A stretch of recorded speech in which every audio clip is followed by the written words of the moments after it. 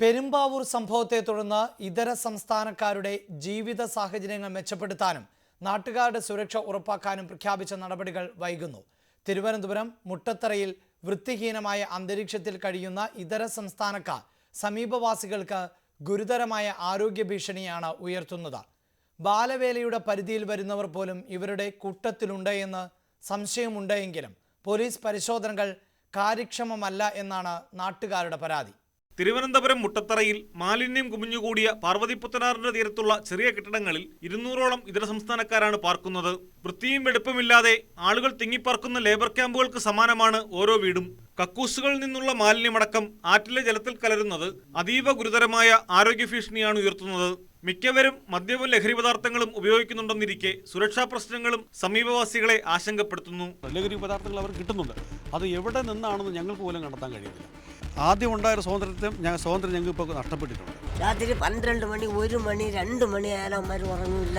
ഭയങ്കര ബഹളമെന്ന് പറഞ്ഞാൽ ഭയങ്കര ബഹളം. 2-3 മുറികൾ മാത്രമുള്ള ഷീറ്റ് മേഞ്ഞ വീടുകളിൽ 15 മുതൽ 20 വരെ തൊഴിലാളികളാണ് തിങ്ങിപ്പാർക്കുന്നത്.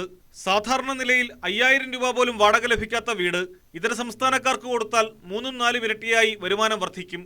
ആളൊന്നിന് 800 മുതൽ 1000 രൂപ വരെയാണ് മാസവാടക. 3 വർഷം മുൻപ് കേരളത്തിലെത്തിയതെന്ന് പറഞ്ഞ ഒരാളോട് പ്രായം ചോദിച്ചപ്പോൾ 18 എന്ന് മറുപടി നൽകി. തിരിച്ചറിയൽ കാർഡുണ്ടോ എന്ന് ചോദിച്ചപ്പോൾ അകലെ താമസിക്കുന്ന സഹോദരന്റെ വീട്ടിലാണത്രേ. സത്യം പറയാൻ നിർബന്ധിച്ചപ്പോൾ ക്യാമറ അടുത്തെങ്ങുമില്ലെന്ന് ഉറപ്പുവരുത്തിയ ശേഷം 13 എന്ന് മറുപടി. ഉടൻ ഒപ്പമുള്ളവർ ശാസിക്കുകയും ഇംഗ്ലീഷ് അറിയാത്തതിനാൽ തെറ്റിപ്പറഞ്ഞതാണെന്ന് പറയുകയും ചെയ്തു.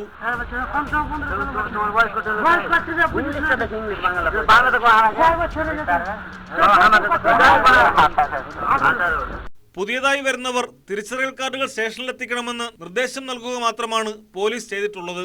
വല്ലപ്പോഴും പോലീസ് വരുമ്പോഴാകട്ടെ പലരും മറഞ്ഞു നിൽക്കുകയാണ് പതിവ്. മിക്കവരുടെയും കയ്യിൽ തിരിച്ചറിയൽ രേഖയുടെ പകർപ്പ് മാത്രമാണ് ഉള്ളതെന്നതും ഗൗരവമർഹിക്കുന്ന വിഷയമാണ്. ഇതര സംസ്ഥാന തൊഴിലാളികളുടെ ജീവിത നിലവാരം ഉറപ്പുവരുത്താനും ആരോഗ്യ പ്രശ്നങ്ങൾക്കും ചൂഷണത്തിനും പരിഹാരം കാണാനും ഭരണ നേതൃത്വം നടപടിയെടുത്താലേ സാമൂഹിക അന്തരീക്ഷം പൂർവ്വസ്ഥിതിയിലാകൂ. ക്യാമറാമാൻ വിനോദിനൊപ്പം പ്രദീപ് സി നെടുമൺ, ന്യൂസ് 18.